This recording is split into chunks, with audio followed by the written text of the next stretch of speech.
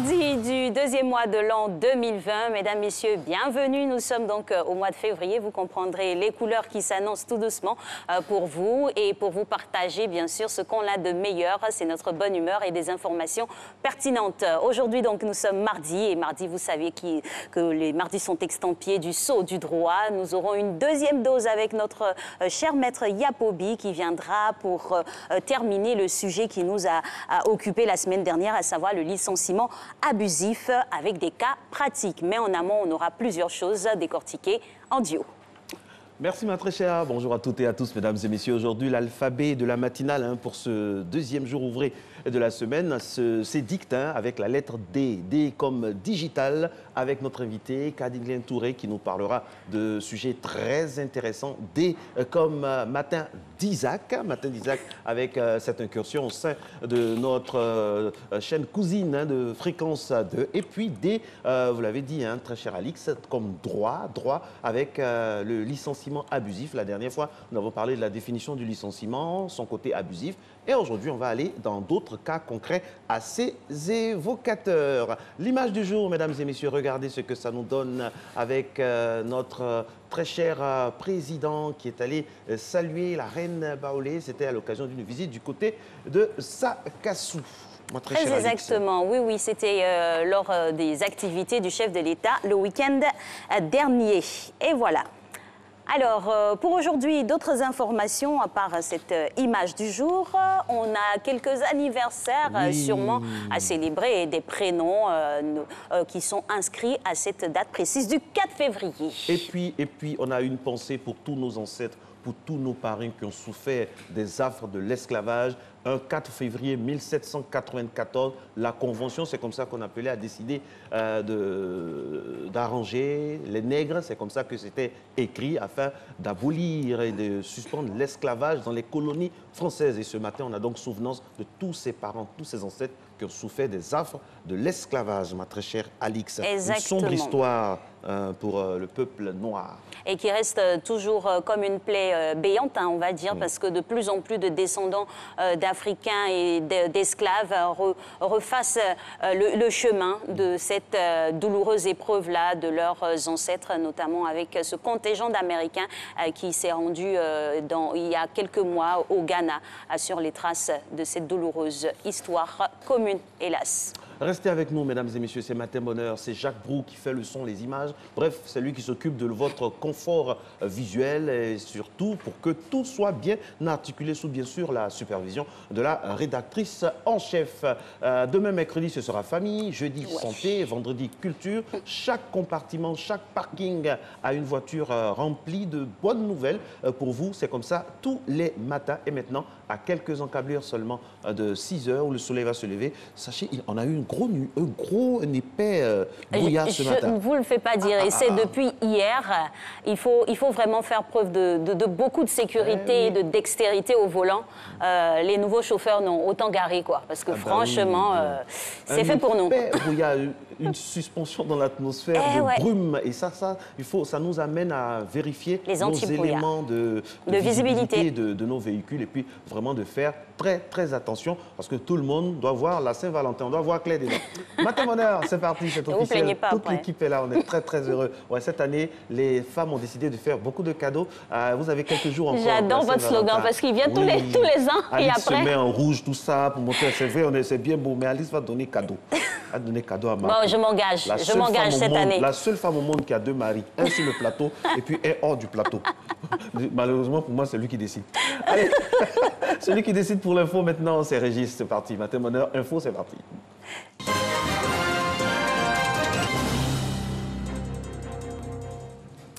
Bonjour à vous, Alix et Marco. Madame, monsieur, bonjour. Bienvenue dans cette édition.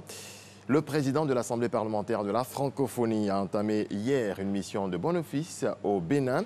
Cette mission vise à échanger avec les acteurs politiques béninois afin de comprendre la situation politique dans ce pays. Mama Traoré.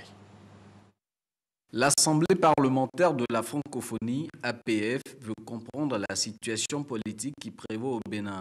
D'où cette mission de bons offices déployée sur place depuis ce lundi Mission conduite par le président de l'Assemblée nationale de Côte d'Ivoire, Amadou Soumaoro, en sa qualité de président de l'APF. Première étape de cette mission de bons offices, la ville de Porto-Novo, au siège de l'Assemblée nationale du Bénin. Accompagné d'une forte délégation de parlementaires francophones, Amadou Soumaoro est venu s'entretenir avec son homologue béninois et les membres de la section locale de l'APF. Je considère que c'est une mission pour visiter les frères béninois de la famille francophone. Ça permettra de toucher du doigt ce qui se passe effectivement au Bénin. Et j'ai la ferme conviction que vous ne serez pas déçus. Le Bénin est le temple de la démocratie africaine dans notre sous-région. Nous pensons partir avec ce gain positif qui va améliorer nos relations. Alors l'APF, à travers son secrétariat, à travers ses démembrements, est venu comprendre et accompagner nos frères et nos sœurs du Bénin. Cette mission de bons offices au Bénin est l'une des décisions de la dernière réunion du bureau de l'APF tenue fin janvier à Dakar au Sénégal. Aucune volonté d'ingérence, assure l'APF qui entend écouter toutes les forces vives du pays. Cette démarche répond à la nécessité de donner davantage de vigueur à la démocratie dans l'espace francophone. Projet suivi de phase 2, le lancement a eu lieu hier à Abidjan. Ce projet qui porte sur l'autonomisation de la femme et du dividende démographique au Sahel a permis de former 1000 filles et créer des centres d'excellence. Sa seconde phase s'étend sur la période 2021-2023. Grâce Kando. La première phase du projet Autonomisation des femmes et dividendes démographiques au Sahel, SWED, couvre la période 2015-2020. 7 pays, dont la Côte d'Ivoire, sont concernés, entre autres le Burkina Faso, le Mali et le Niger. Compte tenu du succès que le projet a connu, les gouvernements de ces pays-là ont décidé de poursuivre l'initiative.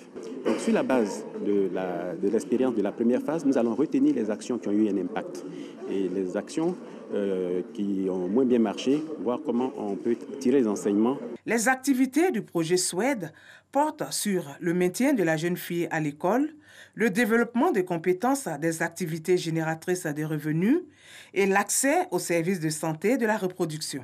L'INFAS, en tant que structure de formation du ministère de la Santé, est concernée par la composante 2.4. C'est celui donc du renforcement donc des ressources humaines. Il s'agit pour nous de former des ressources humaines donc de qualité qui vont pouvoir prendre en charge donc la population et surtout pour la réduction de la mortalité maternelle et infantile.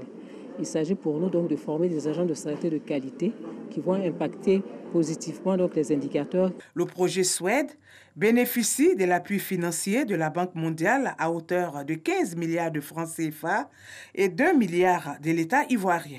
La deuxième phase débute en 2021 pour s'achever en 2023.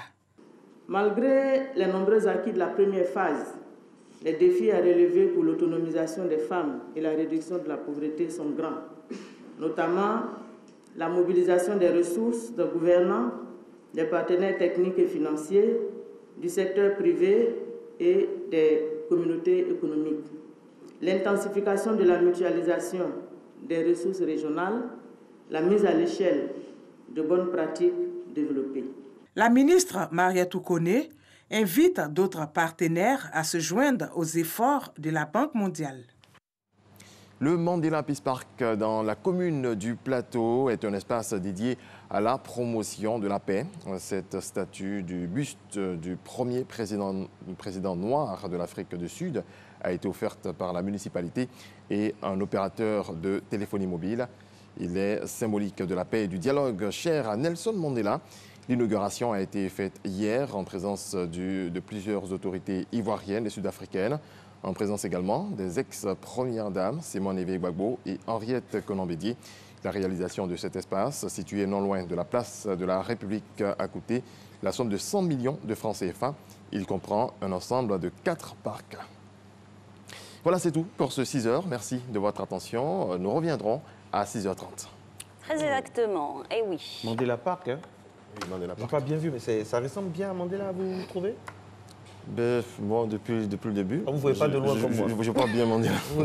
Je Je vois pas bien Mandela à travers. Je pense qu'on va essayer à travers de l'image. contacter l'artiste qui nous a proposé cette œuvre-là et puis on va décrypter avec lui. Peut-être que c'est la matière qui est, Vous savez, à l'art, malayer. il est vraiment abstrait, comme on le dit. C'est abstrait.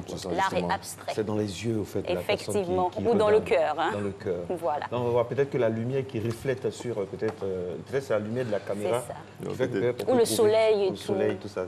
Bon, ça va se préciser, Mandela ça c'est Peace clair. Park. Ce qu'on retient, c'est la paix que ce tome-là et son aura nous procurent. Matin Bonheur se poursuit avec maintenant la partie qu'on aime plus. C'est le fitness avec le Fugo Coach Diabati.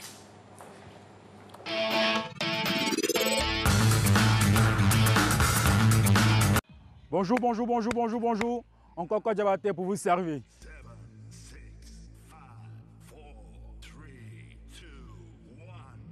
Ok, on se met en place. Jeune séance d'étirement. Et on va commencer la séance. Échauffement comme d'habitude. Là, entrelacez les doigts. Serrez fessiers, contractez abdos. Et basculez côté. Sortez bien le bassin en avant. 1, 2, 3, 4, 5, 6, 7 et 8. Reviens en soufflant tout doucement. Change de position, sépare un peu les jambes. Serre fessiers, contractez abdos. Inspire, bloc. 1, 2, 3, 4, 5, 6, 7 et 8. Reviens légèrement là, en soufflant. Inspire un grand coup, bascule en arrière, serre fessier, toujours contracte abdos. 1, 2, 3, 4, 5, 6, 7 et 8. Reviens là, bascule avec le buste en avant, tout en séparant grandement les jambes. 1, 2, 3, 4, 5, 6, 7 et 8. Toujours avec le sourire. Engagez la tête entre les jambes. Séparez encore légèrement les jambes. 1, 2, 3, 4, 5, 6, 7. Les mains sautent devant. Entrelacez les doigts et relevez le buste tout doucement. Ok. Tout doucement là. Entrelacez toujours les doigts. Sortez la pointez bien la jambe. Pied et descendez. 1, 2, 3, 4, 5, 6, 7 et 8. Change. 1, 2, 3, 4, 5, 6, 7 et 8. Reviens toujours. Rassemble les jambes, mets à la taille. Reviens tout doucement. Tout doucement. Sur place. J'ai un échauffement. Sur place. Talon fesses. Allez, mouvement de bras antéro-postérieur. Ok. Ouvrez toujours la bouche pour inspirer, souffler. Bouge, bouge, bouge, bouge, bouge, bouge. Bouge et pose là. Sur place, le premier exercice.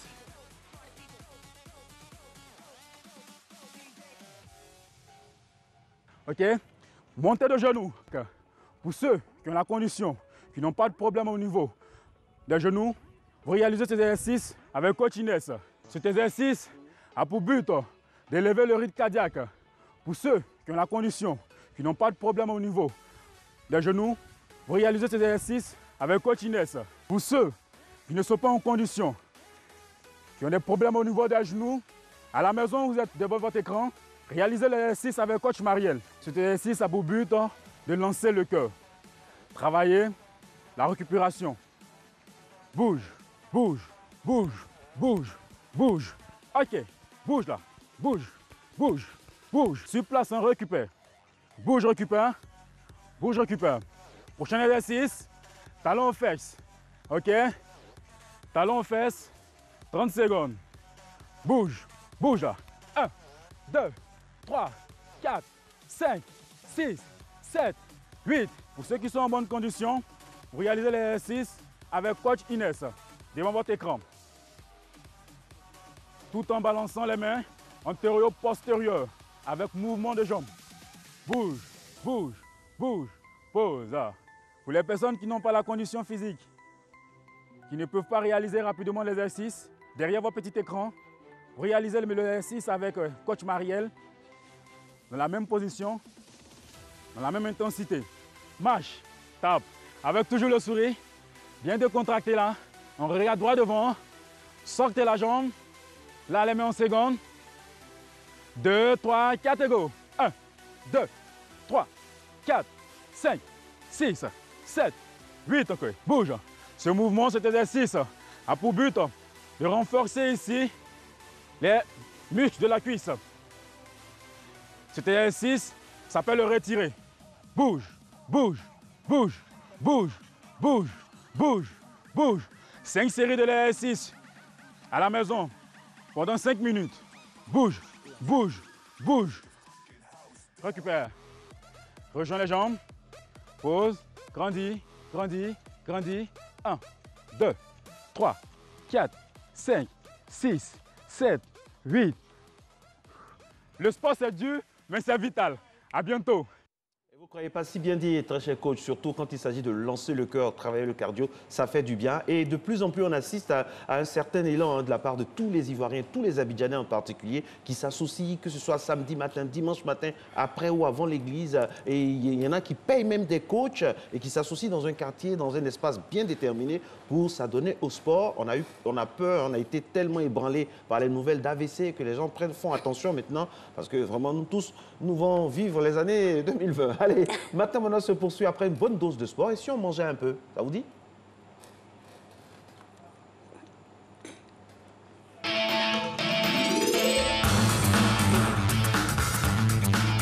C'est vrai que Jacques Bro était un peu réticent à vous offrir le plat du jour, mais non, nous, on va le faire. Il a faim, en fait. Il a faim. Ben oui, on le comprend. Hein, et puis, quand il va positionner l'image tout de suite, là, c'est sûr qu'il aura encore plus faim. Mais restons concentrés. Aujourd'hui, on vous propose des petits pois, comme vous pouvez le voir là à l'écran, avec du riz, féculent, et petits pois, carottes.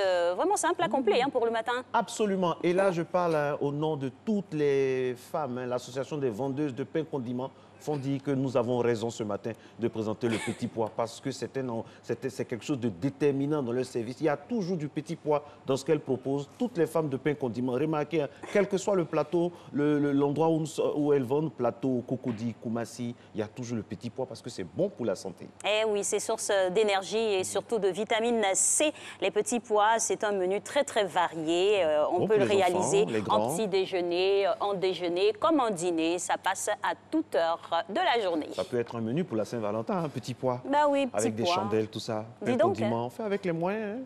Pain condiment, c'est l'amour qui compte. On ne le dira jamais assez. Est-ce que vous avez l'amour du digital? Est-ce que vous aimez le digital? Est-ce que vous êtes passionné du digital? Eh bien, nous, chaque mardi, on a un fâcheux défaut, c'est de vous faire aimer le digital. Et on espère qu'on va vous entraîner dans cet amour-là. Aujourd'hui, on a le plaisir de recevoir M. Daniel Kwame Konan. C'est un passionné de données. Chez eux, on dit data analyst à RTI Digital. Et on va discuter avec lui juste après ceci.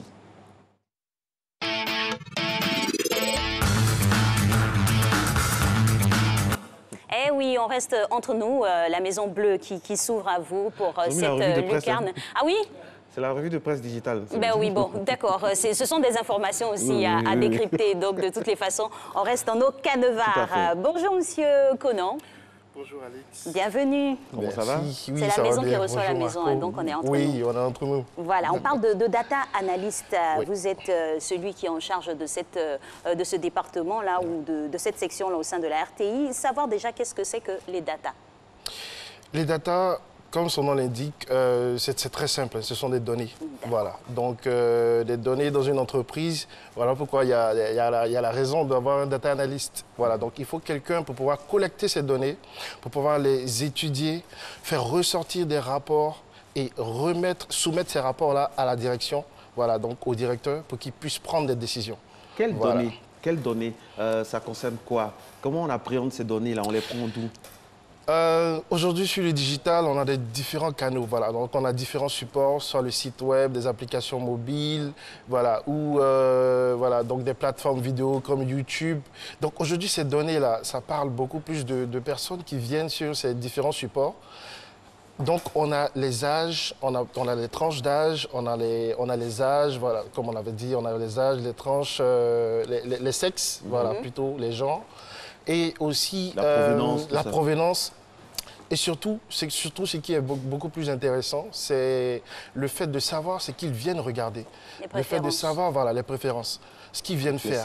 Les centres d'intérêt. Donc, la durée qu'ils viennent faire sur ce support. C'est ce qui est vraiment intéressant. Alors, toute cette analyse-là, c'est sûr qu'elle a un but, hein. En plus pour la vie d'une entreprise, d'où le business développement qui va avec. Qu'est-ce que c'est que le business développement?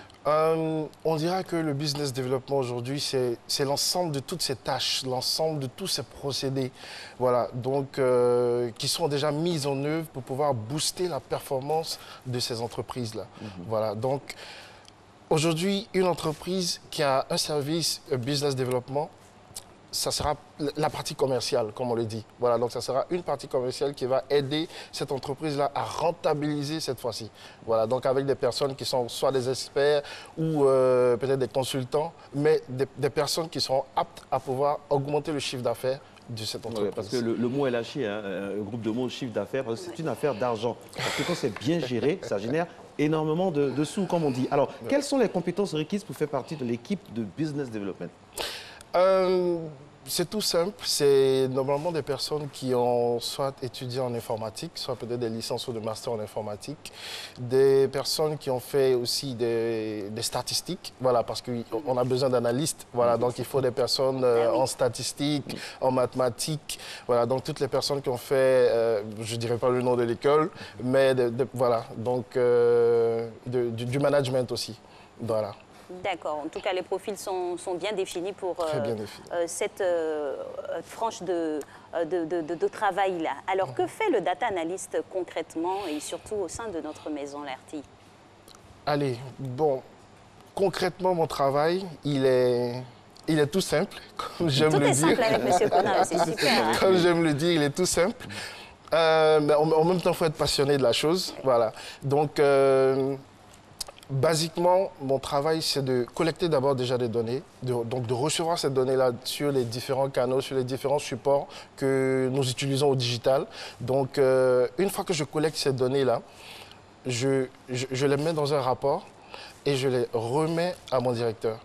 Voilà, et quand je lui remets ça, donc directement, ces rapports venant du digital, il regarde et il peut prendre au moins une décision pour dire, bon, aujourd'hui, il faut qu'on travaille beaucoup plus sur ce support, il faut qu'on rentabilise beaucoup plus ici. Ici, il a fait beaucoup plus de chiffre d'affaires par rapport à l'année passée. Donc, il regarde un peu les différents endroits, là où il faut apporter des améliorations, là où il faut soit peut-être temporiser. Fonction de ça, il impute aussi des investissements, tout ça. Donc là où on a besoin soit peut-être de personnel pour pouvoir gérer un certain nombre de choses.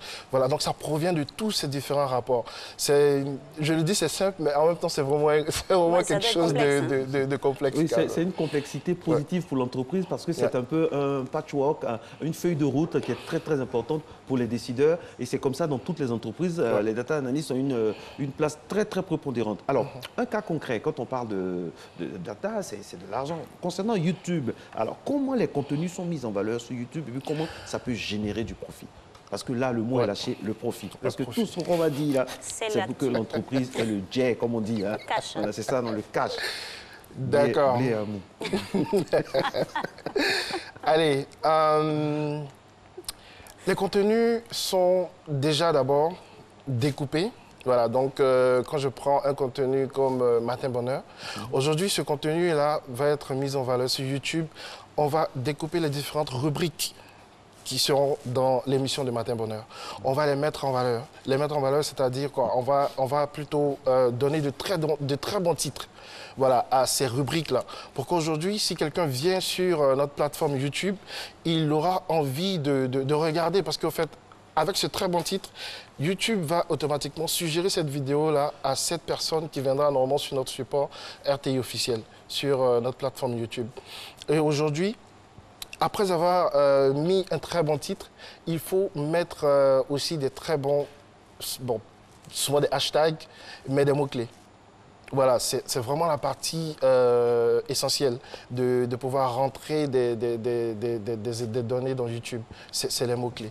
Voilà. Donc c'est ces mots-clés-là qui feront que votre vidéo sera mise en avant et qui sera beaucoup plus vue par un grand nombre de personnes. On serait tenté de demander l'analyse concrète de Matin Bonheur, mais on va le faire en d'autres lieux, en d'autres temps. Mais par rapport à la RTI, justement, puisqu'on a un flot et un flux important d'émissions, comment vous analysez? La mise à jour se fait, vous avez parlé de rapports à déposer à la hiérarchie, la mise à jour se fait au jour le jour ou c'est sur des périodes bien définies? Normalement, je fais 2 gros rapports. Je fais un rapport, normalement, un rapport hebdo. Voilà, donc chaque semaine, je fais sortir un rapport. C'est un gros rapporteur. Oui. 2 gros rapports. Mais rapporteur. Un rapporteur de luxe. Voilà. Un rapporteur digital. C'est très bon aussi pour votre entreprise. Juste après ce rapport hebdo, on passe au rapport mensuel. Voilà, donc c'est ce rapport mensuel-là qui aura vraiment tout dans son sein, qui va présenter les chiffres d'affaires, qui va présenter les différents supports, qui va présenter la revue. Voilà, comment est-ce que les utilisateurs se sont comportés, qu'est-ce qu'ils ont regardé, qu'est-ce qu'ils ont préféré. Même sur Matin Bonheur, quelle est la rubrique? Voilà, quelle est la rubrique sur laquelle ils ont passé beaucoup plus de temps, si c'est sur l'intégrale, si c'est sur le fitness. Donc on décrypte un peu tout ça. C'est vraiment délicat. C'est structuré. Voilà, c'est vraiment structuré. En tout cas, félicitations pour le travail que vous abattez. Le monde entier est informé de votre efficience parce qu'on a eu 1 million d'abonnés sur YouTube. Alors qu'est-ce que ça signifie? Qu'est-ce que ça implique et surtout, qu'est-ce que la RTI gagne là-dedans? Je veux dire en notoriété. Voilà, donc aujourd'hui, d'abord, en même temps, remercier tous ces internautes, toutes ces personnes grâce à qui nous avons atteint aujourd'hui les 1 million et remercier aussi la direction de toute la RTI, hein. Voilà, donc, parce que c'est tout le groupe qui a participé à nous donner, à nous remettre, à nous le digital, ces contenus-là, pour que nous puissions les mettre en avant. Donc, c'est vraiment grâce la production, l'édito, voilà, vraiment tout le groupe toutes RTI. Les chaînes. Toutes les chaînes, journal, la radio, voilà, la radio, toutes les chaînes, entités. toutes les antennes, toutes les entités nous ont vraiment aidés à vraiment atteindre ce cap-là. Voilà, donc c'est vraiment en notoriété que nous gagnons. Nous allons vraiment de l'avant encore.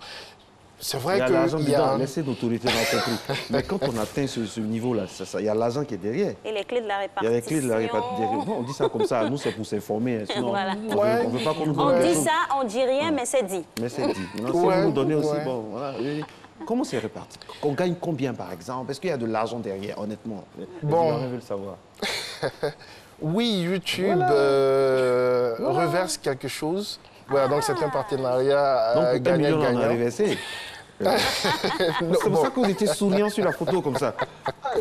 Et oui, hier, on a eu l'agréable plaisir d'avoir la visite de M. Saïfoula, le directeur de RTI Digital, qui est passé nous dire un coucou, c'est gentil, on travaille et ça produit. Ouais, ça produit. Ouais. Et il était très souriant, comme sur la photo. Ça veut dire qu'il y a le sourire d'avoir accompli vraiment quelque chose de bien, félicitations. Mais derrière, là, donc, il y a de l'argent. Les artisans de... Oui, quand même. On va parler doucement quand il s'agit d'argent. Oui, quand même, il y en a un peu. Il y en a un peu, mais on tend à vouloir beaucoup. Hein. Oui. Alors, la stratégie, c'est quoi? Aujourd'hui, la stratégie, c'est de mieux faire ce qu'on faisait déjà. Voilà, donc on va se donner les moyens, soit de recruter encore de nouvelles personnes pour pouvoir aller encore de l'avant. Quels sont les nouveaux challenges? Parce qu'on a eu 1 million, mais après ça, on vise quoi maintenant? Après ça, on va viser les 5 millions. Wow. Voilà, on va viser les 5 millions. On se donne combien de temps? On se donne... on se dit, je veux pas... Le data analyst, c'est tout. Vendre la peau de l'animal, avant de l'avoir tué. Oui, je ne veux pas vendre la peau. On ne va pas raser le fou avant de l'avoir attrapé. Mais on vise déjà les 5 millions. Voilà, on vise déjà les 5 millions. 5 millions, en tout cas, c'est un pari réalisable, hein, surtout avec les compétences et les nouvelles compétences qu'on constate dans notre maison. Aujourd'hui, on a reçu ce prix-là, on ne tend pas à s'arrêter là. Et on a, comme je parlais de beaucoup d'émissions, hein, j'ai envie de poser la question, qu'est-ce qui fait le buzz sur la toile concernant la maison? Concernant la maison, on a... C'est plus la variété, c'est plus l'info, c'est l'info-tête. En termes de thématique, il y a beaucoup d'infos. L'info, En plus, hein, ça s'y prête. Voilà, c'est l'info qui domine. Juste après l'info, c'est le divertissement, les talk shows. Et juste après ça, on a la musique et ensuite on a le sport. Ah, c'est bien, c'est un bon classement. Hein. Ouais. Et le genre, et le genre au niveau de vos data, les femmes, est-ce que femmes, voilà, les les hommes, femmes le quota de femmes qui visitent. En moyenne, bon, les hommes sont généralement nombreux. Ah, mais les femmes ont beaucoup quand même à faire. Elles ne sont pas trop loin des hommes. Qui regarde les réseaux sociaux de la RTI aujourd'hui? Qui regarde le monde digital de la RTI? C'est quelle tranche d'âge? Qui nous regarde? Voilà. On peut dire que nous nous situons entre 25 et 34 ans. Voilà, c'est des jeunes, c'est la jeunesse très active actuellement. Donc, ces personnes-là sont toujours dans la fleur de l'âge ou soit derrière des travailleurs. Donc, soit ils s'informent, ils se divertissent, ils se renseignent un peu sur le sport, sur tout ce qui se fait peut-être au stade avec ASEC, Africa, tout ça. Bon, voilà. Sur la nouvelle cravate de Marco ou la très belle tenue, le drapé d'Alix, tout ça. Oui, c'est tout ça. Et ils viennent aussi s'affairer pour... Voilà, le mot est lâché. L'affairage.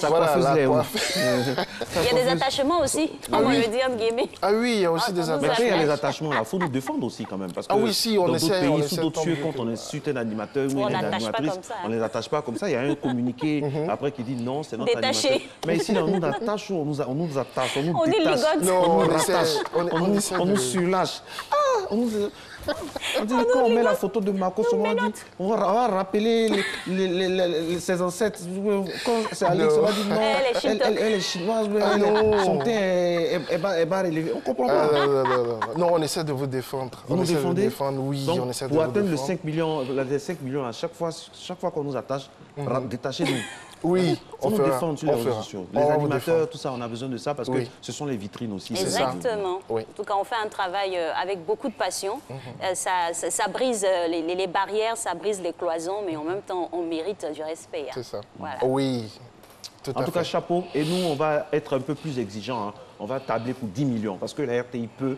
Il y a certains ajustements à faire. Les Ivoiriens nous attendent sur beaucoup de tableaux, notamment au niveau de l'info. Nous nous nous voilons pas la face et nous faisons ce que nous pouvons pour rester le plus professionnel possible avec ce qui nous est donné, avec ce qui compose notre environnement. On aura compris. Merci beaucoup à vous, Daniel, d'être passé. C'est la maison. Et en tout cas, vous êtes chez vous. Vous venez quand vous voulez. Alix et moi, on se fera fort de vous donner tout ce que vous voulez. Merci. D'accord? Merci Marco. Promis, juré, caché. Promis. Et comme mon fils, vomi. Allez.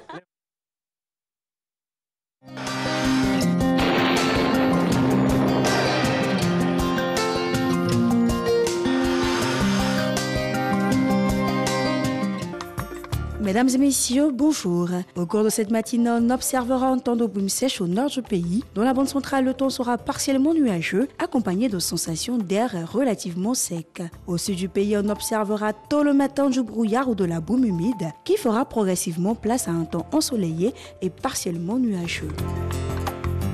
Pour les variables de cette matinée, 24 degrés à Abidjan et à Diaké, 22 degrés à Bondoukou, Boaké et Daloa, 23 degrés à Dimbokro, 24 à Gagnoa, 22 degrés à Korogo, 20 degrés à Moyen-Odiné, 25 degrés à San Pedro, Sassandra, 24 degrés à Tabou et 23 degrés à Yamoussoukro. L'après-midi, les vents secs accompagnés de particules de poussière domineront dans les régions du nord du pays. Dans la bande centrale, on aura quelques intrusions de vent humide qui atténueront les effets de l'harmattan dans ces régions. Et au sud du pays, le temps sera ensoleillé, mais en fin de période, on devra s'attendre à quelques averses de pluie, notamment au sud-ouest. Pour les variables de cet après-midi, 32 degrés à Abidjan et à Diaké, 35 degrés à Bondoukou, Boaké et Daloa, 36 degrés à Dimbokro, Gagnoa et Korogo, 35 degrés à Mont, 36 à Odiéné, 32 degrés à San Pedro, 34 à Sassandra, 33 degrés à Tabou et enfin 36 degrés à Yamoussoukro. Merci de nous avoir suivis. Très belle journée à toutes et à tous.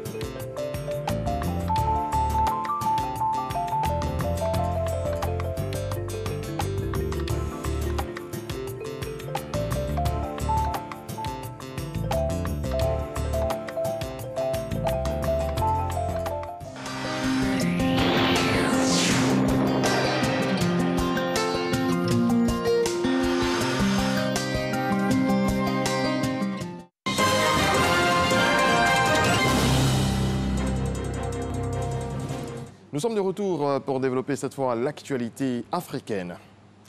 On démarre au Kenya. On l'a appris ce matin, la disparition de l'ancien président Daniel Arap Moi. Il avait succédé au père de l'indépendance du Kenya, Jomo Kenyatta, à la mort de ce dernier en 1978. Daniel Arap a été président du Kenya donc de 1978 à 2002.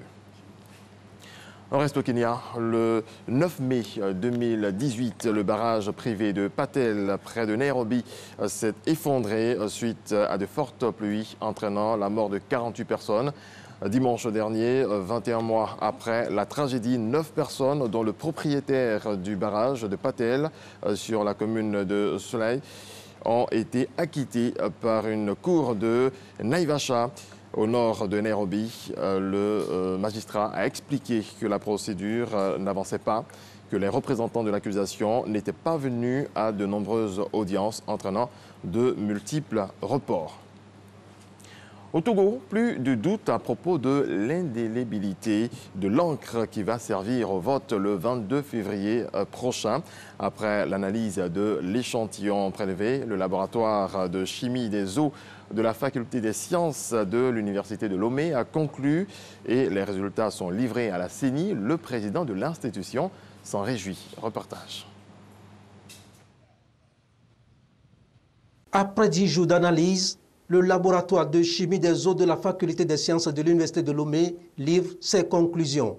Les résultats attestent l'indélibilité de l'encre devra servir pour le scrutin présidentiel du 22 février prochain au Togo. Janvier 2020, après donc réception, vous nous avez invités donc à faire des prélèvements et à faire des analyses pour confirmer que l'encre que vous avez achetée était une encre qui sera bien utilisée. Donc il fallait donc 39 échantillons.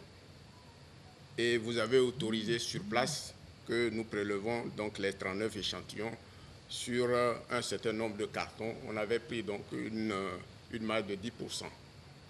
Et 39 échantillons qui sont répartis sur 13 emballages. Ces analyses ont été faites pendant 10 jours. Et puis, nous vous avons envoyé les résultats. Et ces résultats-là indiquent que les encres que nous avons analysées, les encres que vous avez reçues et que nous avons analysées, ces encres contiennent des teneurs maximales en principe actif requises donc pour être utilisées donc au cours des élections. Donc autour de 25% de teneurs en principe actif. Les teneurs en principe actif, c'est ce qui est dit généralement pour les élections, c'est entre 5 et 25%. Le président de la CENI note avec satisfaction les résultats livrés. L'encre que nous avons reçue répond bien aux spécifications et à la qualité requise pour être utilisée le jour du scrutin, le 22 février prochain. Nous en ferons bon usage, puisque ce sera mis à disposition de tout le processus électoral et notamment des électeurs, comme vous le spécifiez, pour attester effectivement qu'il a voté et qu'il n'a pas la possibilité de voter une seconde fois, puisque l'encre aura démontré effectivement qu'il a déjà voté quelque part. C'est pourquoi il est exigé que cette encre soit indélébile. C'est une étape importante qui vient d'être franchie. Les Togolais sont appelés aux urnes le 22 février et chacun devra user de cette encre indélébile pour attester son acte citoyen accompli. Le général Abdel Fattah al-Burhan, chef du Conseil souverain soudanais, a rencontré hier le Premier ministre israélien Benjamin Netanyahou à Entebbe en Ouganda, à la résidence du président Museveni. Une rencontre qui marque un rapprochement entre les deux pays, jusque-là ennemis. Et selon le bureau du Premier ministre israélien, les deux dirigeants se sont mis d'accord pour entamer une coopération qui mènera à la normalisation des liens entre les deux pays. L'administration Trump a annoncé la semaine dernière des interdictions de visa pour les ressortissants de 6 autres pays, dont le Nigeria, l'Érythrée, le Soudan et la Tanzanie en Afrique. Ces restrictions entreront en vigueur le 21 février prochain. Selon Washington, les pays visés n'ont pas rempli les critères en matière de sécurité. 2 milliards de dollars, environ 1000 milliards de francs CFA, c'est la manne financière que vont déverser les Émirats arabes unis dans l'économie mauritanienne. Le prince Mohamed Ben Zayed en a fait l'annonce dimanche au cours de la visite à Abu Dhabi du président mauritanien Mohamed Ould Cheikh El Ghazouani. Une somme conséquente pour ce pays, membre du G5 Sahel, engagé dans la lutte anti-djihadiste. Au Sénégal, le ministère du Travail a tenu des journées de vulgarisation des conventions collectives des secteurs de la presse et de l'enseignement privé. Objectif, favoriser une compréhension commune des documents en vue de leur application. Roukia Touba nous en parle. Le ministère du Travail inaugure une ère caractérisée par le renouveau du dialogue social et de la négociation collective. Aussi a-t-il initié des sessions de présentation des nouvelles conventions collectives. L'avènement d'un nouveau cadre conventionnel requiert une mise à niveau périodique des différents intervenants dans le champ du dialogue social pour assurer le succès de son application. L'application de la nouvelle convention collective du secteur de la presse reste la principale préoccupation du CEDEPS et du SYNPICS. C'est une convention qui a été paraphée depuis un certain temps et qui peine à être comprise avant d'être appliquée. Donc partager permettrait de comprendre. Maintenant, ce serait bien qu'on sache quels sont les tenants et les aboutissants et que tous les patrons de presse se rendent compte que ce n'est pas un piège qu'on leur tend. Au contraire, c'est une couverture qui leur est offerte à travers l'application de cette nouvelle convention collective qui a fait l'objet de combats pendant plusieurs années. Dans le secteur de l'enseignement privé, les différents acteurs s'approprient les textes pour une parfaite application, notamment dans le privé catholique. Les patrons qui sont présents seront informés et nous espérons que la mise en application ne fera pas défaut. L'enseignement privé catholique, madame, applique la convention et je ne pense pas que nous soyons en dehors de ce que nous avons signé nous-mêmes et que nous avons travaillé tout au long d'une année, l'année 2017. L'année 2020 doit être pour ses partenaires sociaux celle de la fin de toute ambiguïté sur l'interprétation des règles qui régissent les relations professionnelles. Voilà des images de AUB Vision qui mettent un terme à cette édition. Merci de votre attention. On se retrouve à 7h. Merci à vous, Régis Kouchi, pour ce regard sur l'actualité africaine. Et nous revenons pour une nouvelle dose de digital dans cette émission, en compagnie de Madame Kadiniel Touré, qui nous parlera de comment et pourquoi faire sa digital détox. On a eu des données, mais comment les trier, comment les entretenir, c'est toute la quintessence de notre entretien.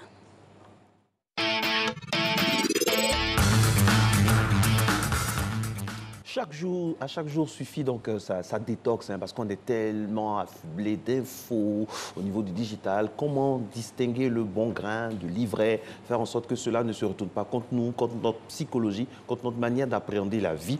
Heureusement qu'à Matin Bonheur, on pense à tous ces spécialistes-là pour résoudre ces problèmes. Elle s'appelle Kadiniel Touré. Bonjour Kadi. Bonjour. Comment ça va? Bonjour. Bienvenue Très sur bien, ce plateau. merci. Alors, comment et pourquoi faire sa digital détox? J'aime trop le mot. Digital détox. Alors, digital détox, déjà, ça veut dire se déconnecter du digital de façon très littérale. C'est ce que ça veut dire. Alors, il faut savoir que nous passons en moyenne 2h30 par jour sur Internet, les réseaux sociaux, en tout cas sur les plateformes digitales. Et de manière générale, cela représente 80% de ce temps-là qui est consacré aux réseaux sociaux, par exemple. Et nous le faisons depuis notre téléphone. 80% du temps, nous le faisons depuis notre téléphone. Alors du coup, il y a certains syndromes, certaines choses qui sont apparues justement avec cette attitude très très accrochée là au digital. Et on entend parler par exemple du syndrome FOMO. Alors FOMO en anglais, ça veut dire Fear of Missing Out, ce qui veut dire avoir peur d'être exclu ou avoir peur de manquer quelque chose. Vous entendez souvent ah, mais toi, tu n'as pas entendu le son, le dernier son, etc. Ça crée peut-être de l'anxiété chez certaines personnes qui vont se dire ah, il faut que je sois constamment sur mon téléphone pour ne pas manquer le dernier buzz, la dernière news, qu'elle soit locale ou internationale. Et du coup, on se rend compte qu'il y a peut-être du stress chez certaines personnes, des attitudes de dépression aussi, de se dire voilà, j'ai manqué ça, on était au cours d'une discussion et puis je n'ai pas pu moi aussi en parler. Il y a aussi quelquefois des problèmes d'estime de soi. Et ça, on le rencontre justement avec des personnes qui passent peut-être plus de temps à regarder ce que font les autres, à se comparer à eux, à se demander « Ah, mais telle personne a fait un dîner qui était vraiment somptueux, moi, je n'ai pas forcément les moyens. » Donc, ça peut créer peut-être certaines frustrations chez des personnes. Et également au niveau du cerveau, le fait de passer vraiment beaucoup de temps sur nos écrans, sur les supports digitaux, ça peut créer des troubles du sommeil, par exemple. Rester tard sur son téléphone, la lumière éblouissante peut après retarder le moment où le sommeil arrivera dans la nuit. Donc il faut vraiment faire attention aussi au temps qu'on passe sur les réseaux sociaux et sur le digital de manière générale. En tout cas, c'est une bonne alerte que vous nous donnez là, parce que ça crée, on va dire, en corrélation de l'addiction, des problèmes existentiels même pour des personnes qui ne développaient pas forcément cela. D'où la question qui va suivre, comment finalement bien utiliser les réseaux sociaux et se déconnecter au bon moment? Alors, je pense qu'il faut être quand même souple là-dessus. Aujourd'hui, il est difficile de faire sans le digital. Je pense qu'il y a deux niveaux. Alors, il y a un premier niveau où on peut le faire au quotidien. Par exemple, vous êtes au travail, prenez le temps peut-être, au lieu d'envoyer un mail à vos collègues, prenez le temps de décrocher votre téléphone. Ça évite quelquefois les quiproquos. Oui, tu m'as parlé sur un ton qui n'était pas terrible dans le mail. Prenez le téléphone, ça vous permettra de prendre des nouvelles de votre collègue et de lui dire directement au téléphone ce que vous voulez demander. Ça vous déconnecte un peu des mails. Lorsque vous avez un travail, vous devez vous concentrer.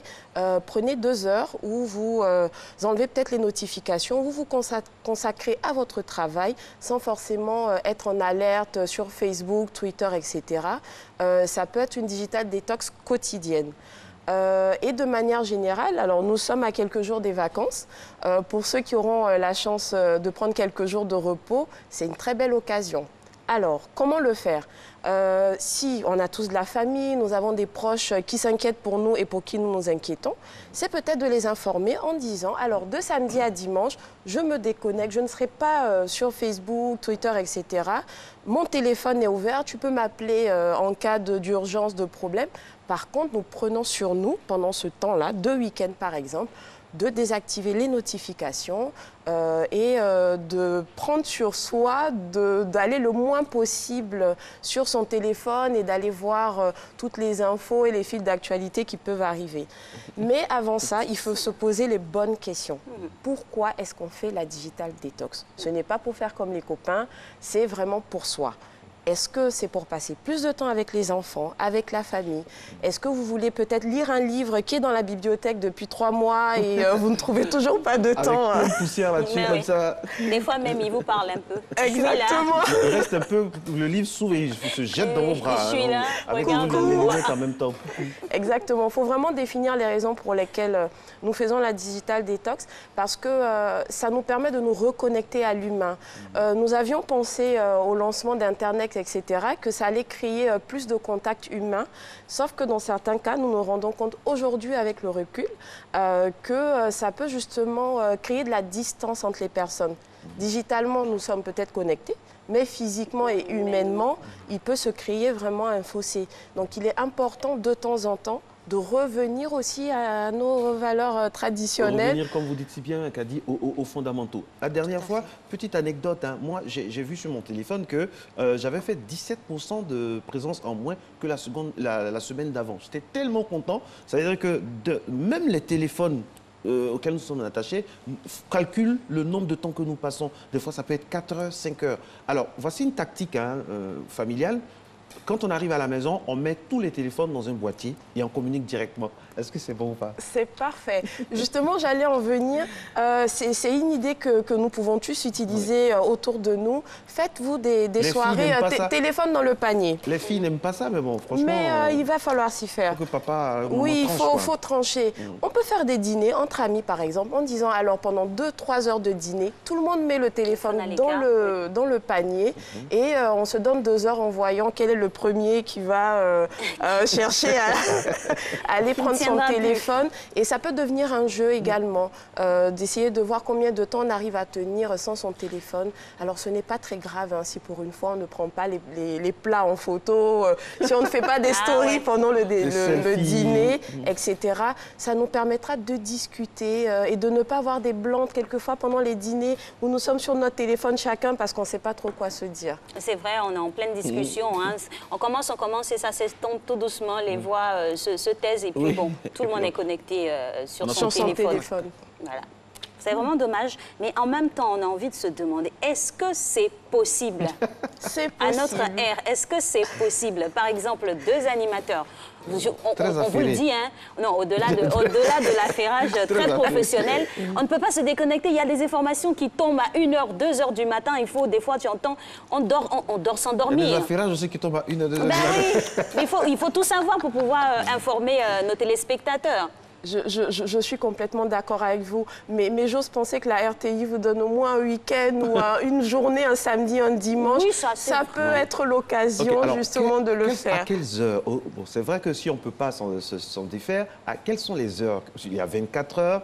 Quelles sont les heures, les jours? Est-ce que de la même manière qu'on se promène entre guillemets sur Internet le lundi, le mardi, c'est de cette même manière là, que jeudi après-midi, vendredi après-midi, qu'est-ce qu'on peut faire? Alors, qu'est-ce qu'on peut faire? Certainement, pour ceux qui travaillent grâce à un ordinateur, 8 heures par jour, plus les 2h30, ça fait beaucoup. Donc, le week-end, ça peut être intéressant. C'est le moment de passer du temps avec sa famille ou ses proches. On peut se consacrer, se dire, allez, ce dimanche après-midi ou ce dimanche matin, de 8h à midi, je passe du temps avec ma famille, je lis un livre, je fais de la cuisine, je fais une activité peut-être manuelle qui m'évitera peut-être de me tourner vers mon téléphone. Se donner un temps défini et commencer progressivement. Il ne s'agit pas de se couper du monde du jour au lendemain, mais de le faire à son rythme et de se donner des défis en disant aujourd'hui j'ai tenu 2 heures, la semaine prochaine je le ferai peut-être sur 2h30. Et petit à petit, on commence à prendre cette habitude-là de se déconnecter de temps en temps. Et au-delà de la déconnexion ou de la détox digitale, on se désintoxe nous-mêmes aussi. Parce que la digression avec la santé, vous avez parlé de la visibilité avec la lumière. C'est clair que ça crée des céphalées après et ça peut être dangereux pour la santé. Tout à fait. Voilà. Alors, petite question. Entre l'homme et la femme, répondez, oubliez que vous êtes une femme. Dites que vous appartenez à la population. Voilà. Kadi, juré de dire la vérité, toute la vérité. Rien que la vérité. On a Maître Yapobi qui nous suit juste dans l'angle mort. De Maître Yapobi qui va valider ça. Alors dites-nous, entre l'homme et la femme, qui a besoin franchement de digital détox? Ça là. Non, mais ça, non, Alix, ne le finissez pas. Non, je ne vais pas l'influencer. Je fais une data analyse de ce qui se passe. De métier en même temps. Non, je fais une data analyse de ce qui se passe. Les affairés d'hommes qui se retrouvent sur la toile. Ce sont les pires. De plus en plus. Solidarité féminine, ce sont les hommes. L'association ivoirienne des femmes de Matin Bonheur est née ainsi sur ce plateau. Et en plus, Maître Yapobi également est avec elle. Donc, je suis très, très minoritaire sur ce plateau. Et c'est donc à mon corps défendant que je vais lancer la revue de presse pour échapper à ce guet-tapant. La revue de presse, merci Kadi. Merci. La revue de presse avec Renaud, c'est parti.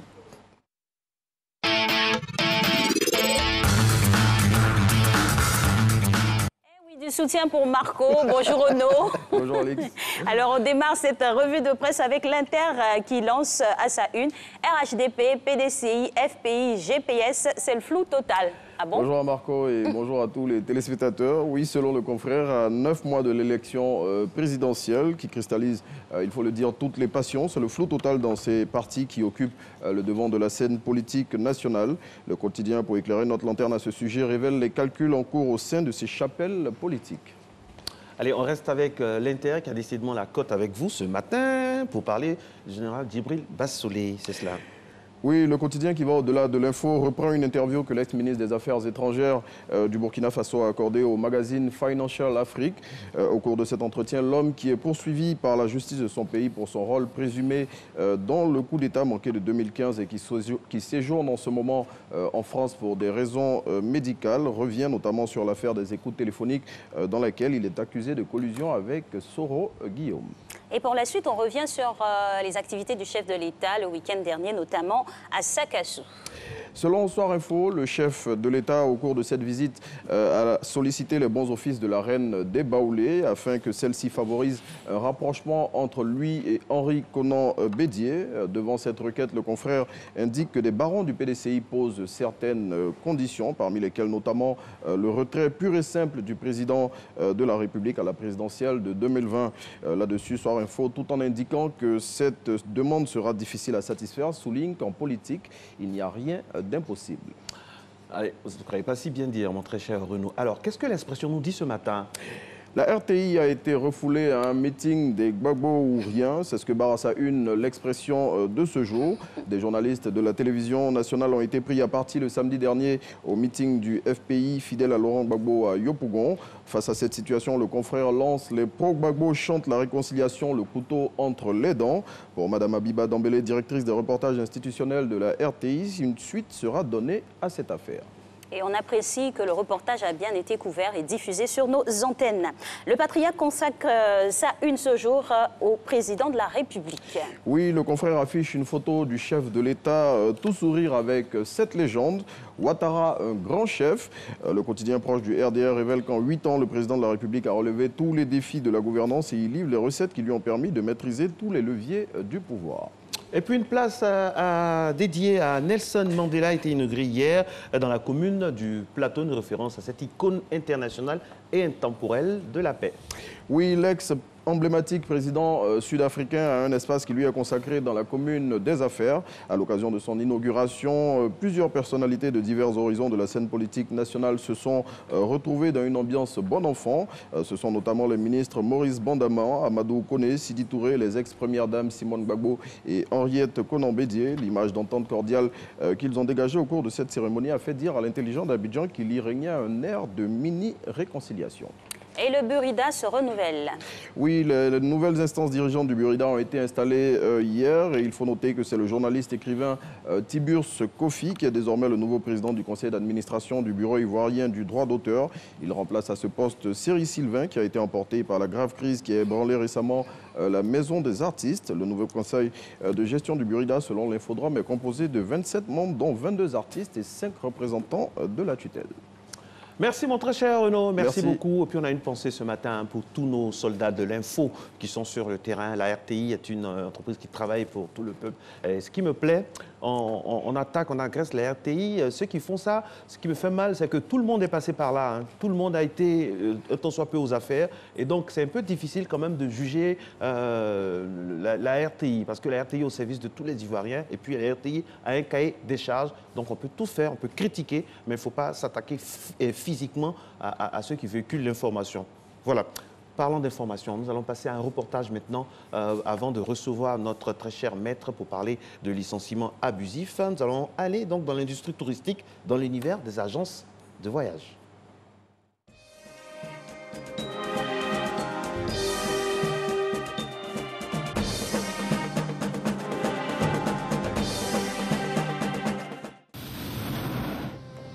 Des ballons géants volant à plus de 1000 mètres d'altitude au-dessus de vallées et de cheminées de feu. Nous sommes en Turquie, dans la région volcanique de la Cappadoce. Ce spectacle de montgolfière unique au monde est l'une des activités touristiques phares de cette région turque et rapporte environ 9 milliards de francs CFA par mois à l'économie locale. Pour un voyage de 30 minutes en montgolfière, il faut débourser environ 124 000 francs CFA. Mais l'expérience en vaut la peine. Étant dans le montgolfière, c'est doucement, doucement, pas de pression, pas de panique, pas de crainte. Comme normalement nous sommes dans l'avion, il y a des secousses, souvent tu dis est-ce que tu te poses des questions? Dans le montgolfière, c'est tranquille. Pour ce groupe de touristes ivoiriens, la découverte de cette activité et de bien d'autres sites en Turquie a été possible grâce à une agence de voyage basée en Côte d'Ivoire. Chaque voyageur a déboursé 1 700 000 francs CFA pour une prise en charge complète sur 12 jours. Billets d'avion, hébergement et visite des sites touristiques inclus. Le boss de cette agence, c'est lui, Dengue Joseph. Sa structure s'est spécialisée dans l'organisation de circuits et visites touristiques. Nous avons décidé, après quelques temps, de nous consacrer au voyage de groupe. Donc, nous travaillons avec les églises, nous travaillons avec les mutuelles, avec les syndicats, même avec les particuliers. L'agence de voyage de Dengue a à son actif 85 circuits touristiques organisés à l'extérieur du pays et est en préparatif du 86e voyage du genre en Israël. En Côte d'Ivoire, on dénombre 500 agences de voyage, dont 90% sont installées à Abidjan. L'activité est en plein essor avec un cumul d'investissements de départ évalué à plus de 2 milliards de francs CFA. Marie-Reine Koné est présidente de l'Association des professionnels du voyage de Côte d'Ivoire, APV Côte d'Ivoire, mais également directrice de l'agence pionnière et leader du marché du voyage. 126 milliards de francs CFA de billets d'avion sont émis par les agences de voyage de Côte d'Ivoire. Nous sommes dans la sous-région, le pays qui émet le plus gros volume de ventes. Après, c'est le Sénégal. 70% des ventes réalisées sur le marché local proviennent de 10 agences de voyage accréditées IATA, l'organisme international de sociétés de transport aérien. C'est cet organisme qui délivre l'accréditation autorisant l'émission de billets d'avion par une agence de voyage. En Côte d'Ivoire, seulement 10% d'agences de voyage sur les 500, soit 50, ont cette accréditation. Les 90% restants se contentent de l'accréditation du ministère du Tourisme et sous-traitent avec les agences accréditées IATA pour émettre des billets. IATA, c'était 100 millions pour les agences agréées. 100 millions. Mais ils ont pensé aux petites agences qui sous-traitent 15 millions, 20 millions. Ça dépend maintenant de la force financière de l'agence de voyage. Qu'elles soient expérimentées ou débutantes, les agences de voyage connaissent les mêmes difficultés, notamment la concurrence des sites de vente de billets en ligne. Barthélemy Kwame est chef d'entreprise. C'est un habitué des voyages d'affaires à l'extérieur du pays. Initialement client fidèle des agences de voyage, aujourd'hui, il avoue utiliser de plus en plus Internet pour l'achat de ses billets d'avion. Si vous allez dans une agence, une agence privée qui vend tous les billets de toutes les autres compagnies, il peut arriver que vous achetiez le billet trop cher par rapport à la compagnie. Mais si je prends une plateforme Internet, des fois, il peut avoir un décalage de moins 10%. 10% entre le prix que j'aurais eu sur Internet et le prix de l'agence de la compagnie. Un prix plus bas lors d'un achat effectué sur Internet. Cette situation est due au fait que les agences de voyage se rémunèrent en partie grâce aux commissions perçues sur les billets vendus. Cela induit une hausse de 5 à 15% sur le coût initial du billet. C'est vrai, l'Internet est là, la technologie est là pour faire avancer une activité, mais il ne peut pas remplacer le professionnel, celui qui se dit professionnel, celui qui a eu la formation de cette activité. Il a toujours sa place. Pour les usagers qui préfèrent acheter auprès des agences, c'est surtout la garantie d'un service d'assistance et de qualité qui motive leur choix. Vous êtes suivi par votre agent de voyage lors de votre séjour. En cas de certaines situations difficiles ou d'imprévus, vous pouvez contacter votre agent qui vous apportera l'assistance nécessaire. Face à la menace d'Internet qui fragilise l'ensemble du secteur à travers le monde, il convient pour les agences de voyage de se réinventer. Dans cette mouvance, les agences multiplient les stratégies marketing pour fidéliser leurs clients. De retour d'un circuit touristique en Turquie, ce groupe de voyageurs est reçu par son agence de voyage pour un moment convivial.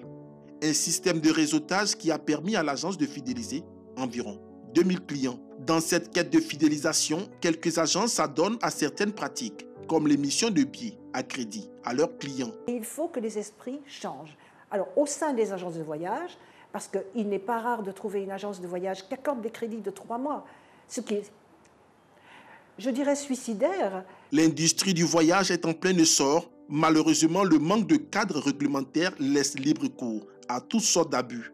Le dernier en date est l'affaire des 225 pèlerins grugés par 2 agences de voyage agréées. Pour éviter pareille situation, l'État a décidé d'assainir le secteur. Nous avons un décret depuis 1977 qui a été pris sur les conditions de délivrance et de retrait des autorisations aux agents de voyage. Mais je le dis, le code a été pris en 2014. Mais l'économie évolue, l'activité évolue. Donc il faut sans cesse actualiser les choses pour être en phase avec l'économie, sinon ça va très vite. Les agences de voyage sous nos tropiques ont encore de belles cartes à jouer. Cependant, elles gagneraient à se digitaliser en introduisant le e-commerce dans l'industrie du voyage afin de garder toute la place qui est la leur dans le business du tourisme.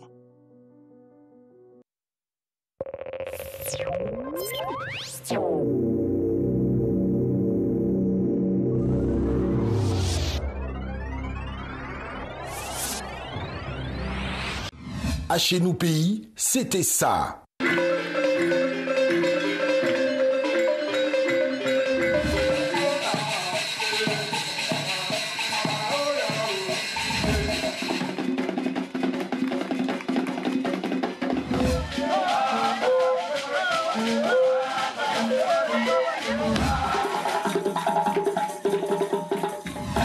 Pour 2020, les 5, 6 et 7 mars 2020, ce sera encore plus d'ambiance et de spectacles. Partenaire, ce message est le vôtre. Diffuseur officiel, la RTI. L'Atiqué, c'est pour nous. Parlons-en le jeudi 6 février au Palais de la Culture. Thème, financement de la filière, autonomisation de la femme, identité culturelle et labellisation. Entrée libre. L'Atiqué, c'est pour nous. Célébrons-le le samedi 15 février au Palais de la Culture. Bouffe, humour, concert live, jeux concours. Entrée 2000 francs CFA. À ticket poisson tour. Un concept 247 communications. Du nouveau à RTI Publicité. À l'occasion de la Saint-Valentin, bénéficiez de remises exceptionnelles sur nos packs vitrines pour une meilleure promotion de votre commerce aux heures de pointe. Vous êtes une boutique, un espace de distribution, un magasin, un hôtel, un restaurant ou un maquis. Cette offre est faite pour vous. Contactez vite nos agences RTI Publicité au 22 40 12 50. Plateau 22 40 12 50. Poste 47 43 et 46 32. Cocody de Plateau Vallon 22 40 12 50. Poste 54 20 et 47 92. Boisquet 22 40 12 50. Poste 54 28. San Pedro 64 13 61 36. Célébrons l'amour ensemble en vous faisant découvrir par le grand public. RTI Publicité, la régie proche des annonceurs.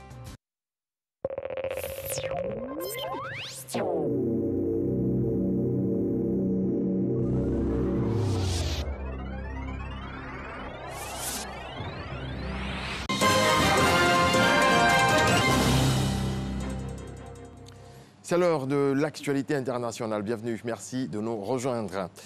L'annonce dimanche du premier décès hors de Chine lié au nouveau coronavirus survenu aux Philippines relance les inquiétudes sur la propagation de l'épidémie. Elle a fait 361 morts en Chine où la métropole de Wenzhou a rejoint la liste des villes confinées. Aux États-Unis, depuis hier, la course à la Maison-Blanche s'accélère puisque du 3 février au 16 juin, les Américains vont pouvoir choisir le candidat qui les représentera aux élections présidentielles du 3 novembre prochain. Si pour les républicains, il s'agit d'un vote symbolique puisque Donald Trump est quasi assuré de représenter le parti républicain à la présidentielle. Pour les démocrates, en revanche, cette période est cruciale. Les 12 candidats démocrates devront s'affronter aux urnes dès le 11 février. Au Mexique, des enfants s'entraînent à tirer sur des narcos. Derrière des foulards, seuls les yeux graves sont apparents. Ce sont ceux d'une dizaine d'enfants au garde à vous, le fusil plaqué le long de la jambe. Au cœur de l'État mexicain de Guerrero, l'apprentissage des armes commence à l'âge de l'école. L'âge de ces jeunes varie entre 5 et 15 ans. En tennis, il l'a fait. Double récompense pour Novak Djokovic ce dimanche 2 février en remportant l'Open d'Australie. Le tennisman serbe décroche son 17e titre du Grand Chelem et redevient numéro 1 mondial au classement ATP.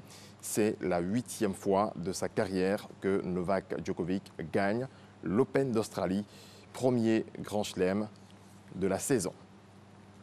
En France, 5 jours après les accusations de violence sexuelle par la patineuse Sarah Abitbol, la ministre des Sports s'est entretenue ce lundi 3 février avec le président de la Fédération française des sports de glace, Didier Galaguet. Et puis, April Rigne, fondatrice du mouvement, Oscar So White, déplore que l'Académie des arts et sciences du cinéma, qui remet chaque année les Oscars, reste un club d'hommes blancs et âgés et se demande si l'Académie reste pertinente. Voilà qui met fin à ce point d'information. Merci de votre attention. Excellente journée à toutes et à tous. Merci à vous, Régis Kofi. En tout cas, cette interrogation commence à enfler du côté de Hollywood, avec notamment des voix qui se sont élevées, telles que celle de P. Diddy aussi. Et puis, on n'oublie pas Oprah Winfrey et puis toutes ces personnes-là. Il faut mixer un peu les Oscars. Hein. Il faut faire du vrai. Finalement, il faut faire du vrai. vrai. Merci à vous, Régis Kofi. On se voit demain, mercredi. Demain, sûr. D'accord. Belle journée à vous. Merci à vous également. Et nous, tout de suite, on passe à la dernière phase de cette émission, savoir le droit. Et aujourd'hui, on parlera du droit de travail, notamment le licenciement abusif avec Maître Yapobi, avec qui nous avons déjà évoqué les textes afférents à ce sujet. Aujourd'hui, ce sera des cas pratiques, juste après le jingle.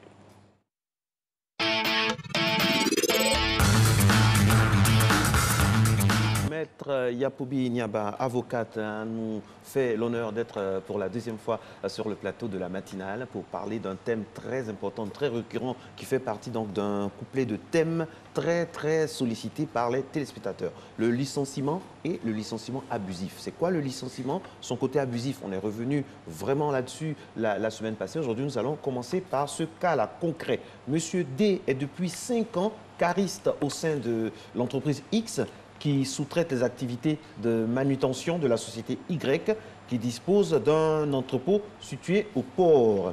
Hier, il a été payé comme à la fin de chaque journée de travail.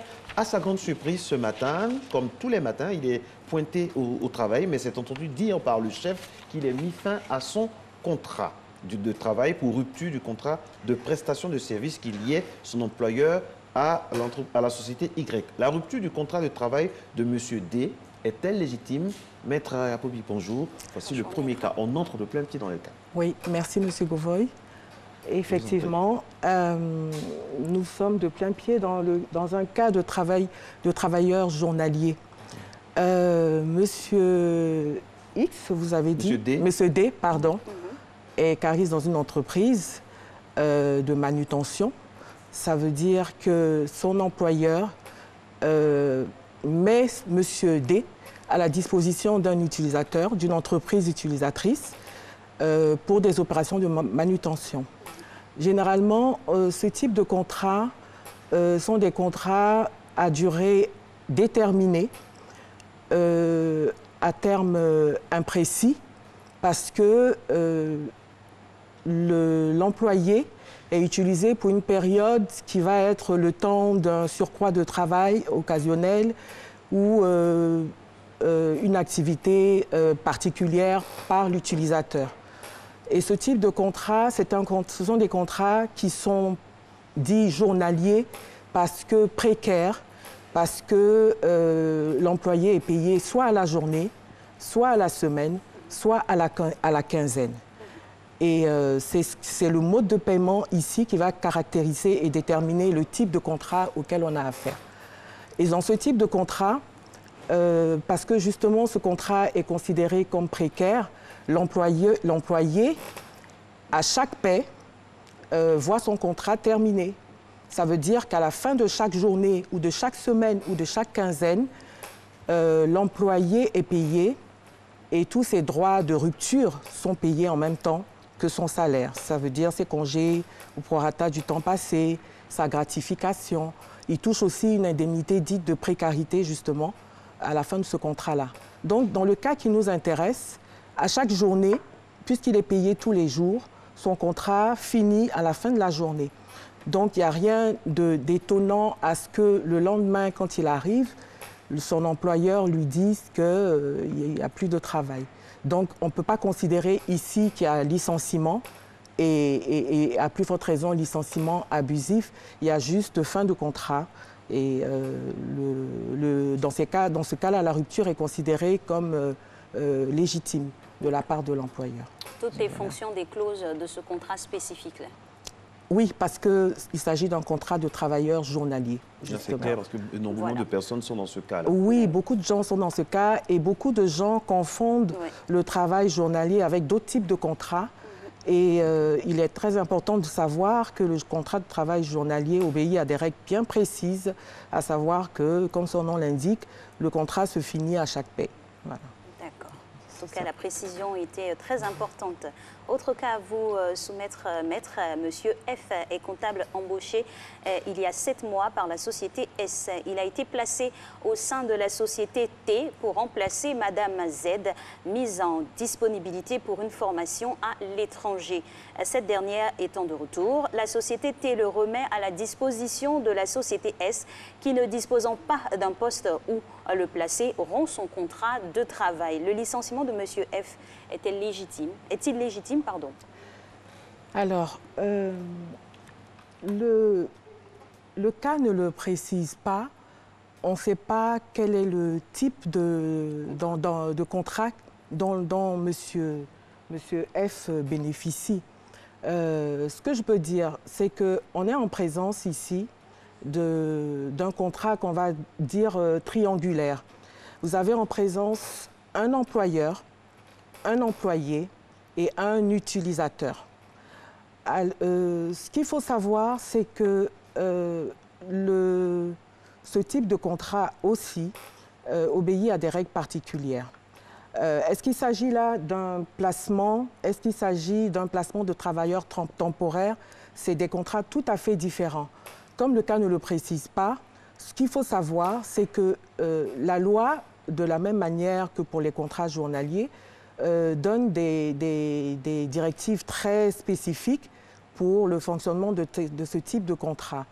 Et dans le cas des travailleurs temporaires, par exemple, qui consiste en un employeur à mettre à disposition de l'utilisateur, on va dire l'entreprise utilisatrice, un travailleur selon des compétences particulières convenues entre les deux parties pour un temps bien précis qui ne peut pas dépasser 2 mois, par exemple.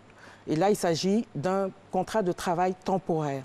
Et c'est les entreprises, pour pouvoir mettre à disposition ce type d'employés à des utilisateurs, doivent obéir à certaines règles prescrites par la loi, et notamment une autorisation administrative d'être employeur entrepreneur de travail temporaire.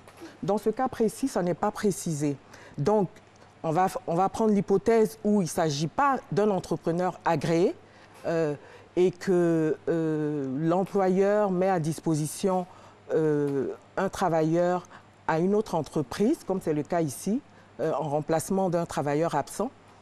Il faut savoir que si l'employeur ne répond pas à ces règles prescrites par la loi, c'est-à-dire notamment l'agrément en tant qu'entrepreneur de travail temporaire, le contrat est considéré comme nul. Et le contrat est considéré comme nul, non seulement est considéré comme nul le contrat entre l'entrepreneur et l'utilisateur, mais aussi entre l'employé et l'employeur. Et donc, ce monsieur, malheureusement, se retrouve dans un cas où son contrat même est nul, en tant que, oui, son contrat de travail se retrouve être considéré comme nul, puisqu'il ne pouvait pas être placé dans ces conditions-là chez l'utilisateur. Mais les conséquences de cette nullité vont plutôt s'appliquer aux travailleurs et bénéficier dans ce cas-là à l'employeur et va bénéficier dans ce cas-là au travailleur, lequel va se voir requalifier son contrat en un contrat de travail indéterminé, parce que dès lors qu'il est possible d'établir un lien de subordination entre l'utilisateur et le travailleur et qu'il est clair qu'il a mis son travail au service de cet utilisateur-là, on va considérer qu'il s'agit d'un contrat de travail à durée indéterminée, puisque non écrit et au bénéfice du travailleur, avec toutes les conséquences de droit pour ce qui concerne la rupture du contrat de travail. Donc une telle rupture peut être considérée abusive de la part de l'employeur, mais dans ce cas, comme je précise, l'employeur ne sera plus celui qui a placé le travailleur chez l'utilisateur, mais ce sera plutôt l'utilisateur qui sera considéré comme employeur de ce monsieur. Okay. Maître, que dit la loi relativement aux femmes enceintes? Parce qu'au niveau des ruptures de contrat, que ce soit licenciement simple ou licenciement abusif, beaucoup de femmes enceintes souffrent des affres de cette procédure-là. Alors, une femme qui est enceinte de 2 mois, qui passe un entretien et qui va être embauchée, est-ce qu'elle peut être à tout moment frappée d'un licenciement lorsqu'elle va annoncer son état? Évidemment, non. On ne peut pas licencier une femme parce qu'elle attend un enfant. Justement, le Code du travail condamne cela. Une femme qui attend un enfant, comme n'importe quel employeur, comme n'importe quel employé, a le droit de travailler. Et vous savez que les congés de maternité se prennent à partir de 7 mois et demi, et ce sont des congés. Après son accouchement, la femme enceinte qui a accouché revient reprendre sa place au sein de son entreprise. Donc, le motif de licenciement... Excusez-moi, je me permets. 7 mois et demi. Est-ce qu'à 7 mois, une femme peut se présenter à un entretien d'embauche et vraiment, elle est retenue parce que, bon, peut-être on ne sent pas la grossesse et puis après, par devant, est-ce qu'elle a un droit de demander, je ne sais pas. Oui, c'est ce que je disais tout à l'heure. Le licenciement, il doit être pour des justes motifs. Et on considère que licencier une femme parce qu'elle attend un enfant n'est pas un juste motif. Et de ce fait, un tel licenciement ne peut être que considéré comme abusif. C'est clair, c'est net. À côté de cela, ce qu'on peut observer plutôt, c'est la discrimination à l'emploi de la femme parce que justement, si il est manifeste qu'elle attend un enfant, au cours d'un entretien d'embauche, le potentiel employeur pourra utiliser divers motifs autres que sa grossesse, bien entendu, pour prétendre que le poste ne peut pas lui être acquis. Mais en aucun cas, il ne prendra le risque de dire « je ne vous prends pas parce que vous attendez un enfant ». Cette discrimination, elle est très subtile. Oui. Et c'est malheureusement, dans ces conditions-là, le législateur, il ne peut que poser des principes. Mais après, dans la pratique, comment la femme va justifier qu'elle n'a pas été retenue à cause de son état de grossesse, ça devient plus difficile, évidemment. Voilà. Mais le licenciement pour cause de grossesse est nécessairement, obligatoirement, un licenciement abusif. D'accord. Alors, Maître, on a un autre cas pour vous. Madame G a été embauchée par la société K, entrepreneur de travail temporaire, pour effectuer un remplacement de 2 mois d'une employée en indisponibilité. 4 mois plus tard, il lui est signifié son licenciement par la société K. Madame G ne l'entend pas de cette oreille. Que peut-elle faire? Là, nous nous trouvons dans un cas légal de travail temporaire. Comme je vous disais tout à l'heure, l'entrepreneur de travail temporaire obéit à certaines prescriptions légales et quand il intervient dans le cadre de ces prescriptions, on peut dire qu'il exerce de façon légale. Donc cette dame a été embauchée par une entreprise de travail temporaire et est placée en remplacement chez l'utilisateur d'une employée en disponibilité. Il faut savoir que la loi donne des délais au-delà duquel le travail temporaire ne peut pas se prolonger. Et le délai est de 2 mois, prescrit par la loi, c'est-à-dire que, de 3 mois. Quand une entreprise place un travailleur temporaire chez un utilisateur, le contrat ne peut en aucun cas excéder 3 mois. il y a quand même une exception, c'est que d'accord parti, ce délai peut être prolongé. Mais ce qu'il faut savoir, c'est que il ne peut être prolongé que 3 fois pendant 1 mois, c'est-à-dire 3 mois successivement, ce qui fait qu'on peut avoir un maximum de 3 mois et une fois 1 mois, une autre fois 1 mois et une troisième fois 1 mois, ce qui fait qu'un total de 6 mois, au-delà duquel le contrat temporaire ne peut se prolonger. Alors, quand on arrive à un cas comme celui-là, où le contrat s'est prolongé au-delà des 3 mois, sans renouvellement, parce que je précise que le premier délai, c'est un délai de 3 mois, et que si les parties souhaitent le prolonger d'1 mois, il va falloir qu'elles prennent ce qu'on appelle un avenant au contrat, un avenant de prolongation. Et si cet avenant de prolongation n'est pas pris, et que la personne est maintenue à son poste au-delà de la prolongation, alors le législateur sanctionne cela parce qu'à ce moment-là, l'employé est considéré comme employé par l'utilisateur. Il devient donc l'employé de l'utilisateur et lié par un contrat à durée indéterminée dans ces cas-là. Puisque le contrat à durée déterminée, une des règles principales du contrat à durée déterminée, c'est qu'il faut un écrit et il faut une date de départ et une date de fin de contrat. Et quand l'employé reste au-delà de la date limite autorisée par la loi au sein de l'entreprise utilisatrice, on considère qu'il est réputé embauché par l'entreprise utilisatrice par un contrat à durée indéterminée, puisqu'il n'y a pas de contrat qui a été pris de façon expresse entre l'utilisateur et le travailleur. Maître, au vu de tout ce qu'on a vu avec vous dans ces 2 séances-là, et par rapport à la législation en Côte d'Ivoire, qu'est-ce que vous pouvez dire en conclusion concernant aux employeurs ou aux employés relativement au licenciement abusif? Quelles sont les précautions qu'on doit prendre de part et d'autre? Oui, alors, comme je le disais la semaine dernière, les parties contractent librement un contrat de travail.